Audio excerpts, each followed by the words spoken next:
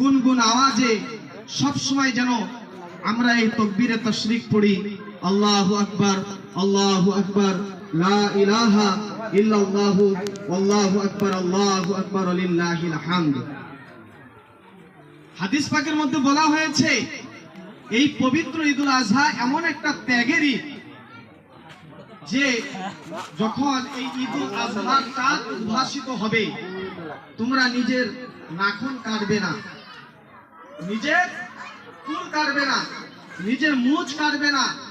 যেই জিনিসগুলো কাটা সুন্নত, মুস্তাহাব, এবং কি 40 দিনের মধ্যে একবার, যেগুলো জরুরতের, যেগুলো মুস্তাহাব, যে সমস্ত জিনিস কাটা, সেই সমস্ত জিনিস থেকে এই 10 দিন বিরত থাকতে বলা হয়েছে। কারণ এটা হলো হাজিরা, এটা হাজিদের উপরে ওয়াজিব।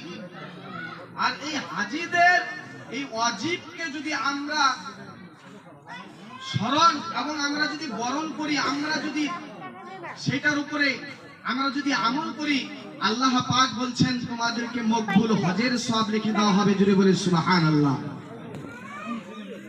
যাইবা হোক, আর কিছুক্ষণের মধ্যেই আজকে পবিত্র ঈদুল আজহা নামাজ শুরু হবে, আর মাত্র 6 মিনিট সময় আছে।